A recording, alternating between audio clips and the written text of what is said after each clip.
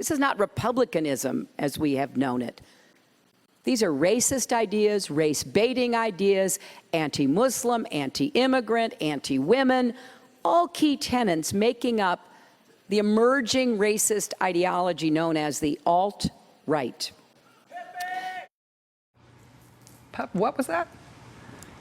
That was Hillary Clinton's speech a few weeks ago denouncing the self-proclaimed alt-right and their support of Donald Trump and Donald Trump's campaign cultivating that support. You remember the speech, you remember the whole discussion around that. But there was this one weird heckling moment in that speech. Here it is again. All key tenets making up the emerging racist ideology known as the alt-right. So it's not like an applause moment or like a booing moment or whatever. It's quiet. Everybody's listening to what she says. As soon as she says that phrase, alt-right, some guy yells out from the crowd, Pepe!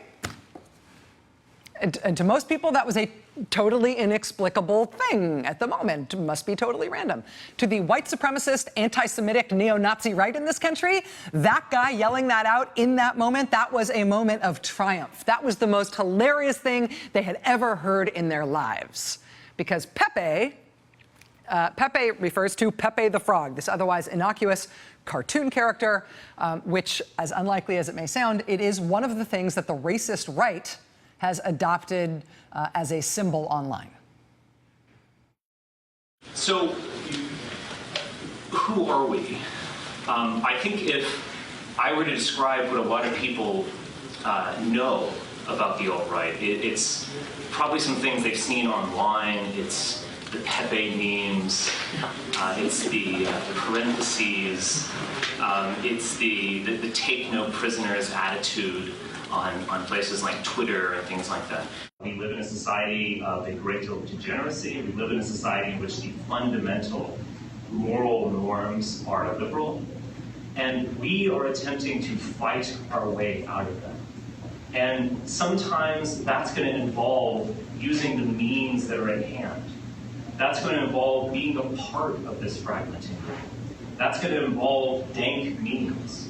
It's going to involve Pepe.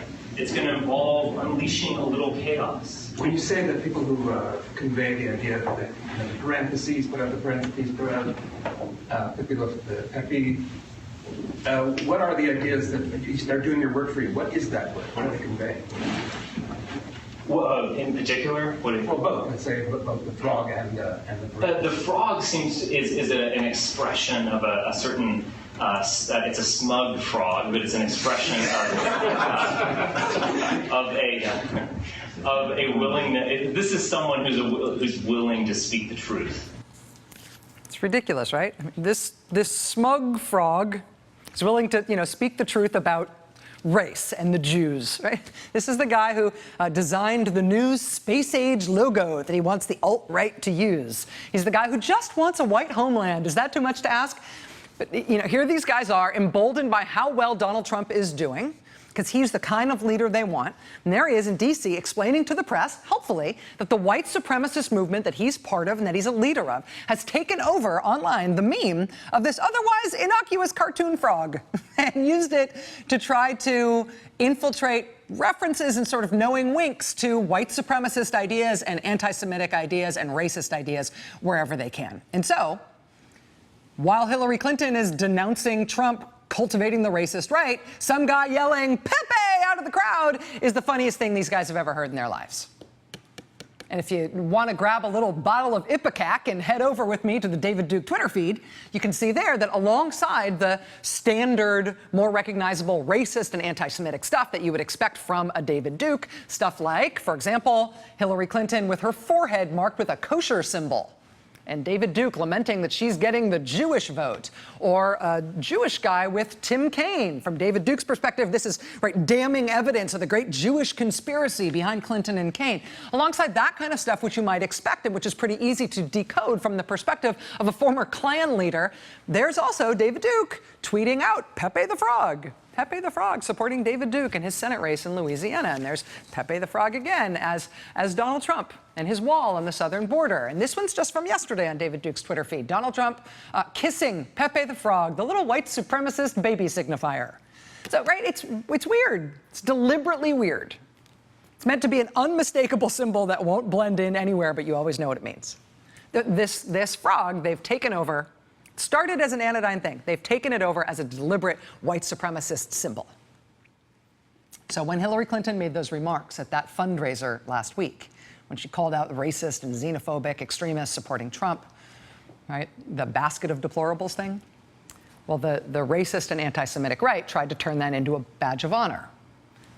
And somebody created this image of the proud deplorables. You can look carefully at all the heads there. It's Donald Trump flanked by, well, there's each of his sons, Eric on the left side of your screen, Don Jr. on the right side of your screen. There's also Mike Pence, just to the left of Trump. There's Chris Christie, Rudy Giuliani.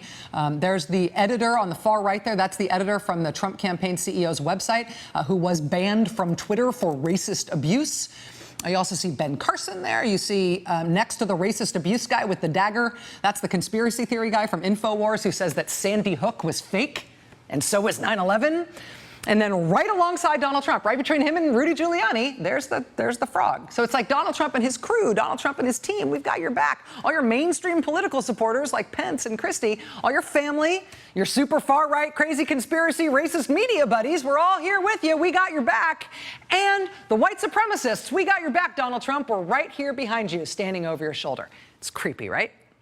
And that image was not created by Donald Trump Jr., but it was posted online by Donald Trump Jr. It was posted on his Instagram account. It's still there tonight. What is Donald Trump Jr. doing posting the neo-Nazi frog thing? I mean, it stands out, right? It's not like a subtle thing you don't notice if you don't think it means anything. If you're Donald Trump Jr., I mean, in this picture, you're in between Alex Jones and Rudy Giuliani, but two ahead of you in terms of closeness to your dad is this big green frog. If you don't know what it is, don't you wonder? Do you ask somebody? Do you really not know? Or do you know what it is? Donald Trump Jr. told ABC this morning he had no idea what he was posting when he posted that. No idea. And maybe that's true. Maybe he had no idea. But this has come up around Donald Jr. in a couple of other ways, too. In March, you might remember he accidentally says he went on an overtly white supremacist radio show that's called The Political Cesspool. His excuse at the time was that he didn't know where he was when he did that interview. He had no idea he was talking to white supremacists. Now, in another radio interview, Donald Trump Jr. has just raised the specter of gas chambers when making a point about his father's candidacy. Without the media, this wouldn't even be a contest. But the media has built her up. They've let her slide on every, indiscrepancy, on every lie, on every DNC game trying to get Bernie Sanders out of the thing. I mean, if Republicans were doing that, they'd be warming up the gas chamber right now. Donald Trump Jr. on warming up the gas chambers. The Anti-Defamation League responded to that basically with a, whoa, dude, you want to take that back? The conservative protest candidate, Evan McMullin, who's going to be on the ballot in Utah, Idaho, maybe other states, he responded by calling that an unsurprising Nazi reference from the alt-right movement's presidential campaign. This is the real Trump. The Trump campaign later explained that the gas chamber line from Trump's son had nothing to do with those kind of gas chambers. He meant something totally different. Maybe that's true. That said, after an initial angry and defensive statement about the gas chamber thing, blaming the media for blowing this all out of proportion, today, Mr. Trump Jr. conceded that maybe the whole warming up the gas chambers thing was a poor choice of words. Surely. But given his recent history, I mean, given where else he has been in public at the top of Dad's campaign, it is hard to buy yourself the benefit of the doubt on issues like this. It is hard to buy yourself some slack in terms of people knowing exactly what you mean. So, I mean, take the snapshot as wide as you want. There's a lot going on. From U.S. troops at war in Syria and a leaky Russian aircraft carrier steaming that way to U.S. nuclear-capable bombers flying over the Korean peninsula in a show of force, from the swing state polls starting to jump around like popcorn and the national polls getting to the point where they're basically tied. I mean, take the snapshot as wide as you want. But in terms of seeing where we are, in terms of knowing where we are, in terms of the way American politics is being conducted today, it will matter, it has to matter, that one side of American politics is pulling a drag bar through the sewer tank of what gets flushed out of normal politics. From the candidate himself, from from the top of his campaign, from his son, the way they are operating, what they are front-paging, even at this late date in the campaign, is really, really, really fringe racist conspiracy theories and tropes. And I know the polls, but when you are doing it that way, that cannot win. It can't win. It can't. We'll be right back. Welcome to all of you deplorables.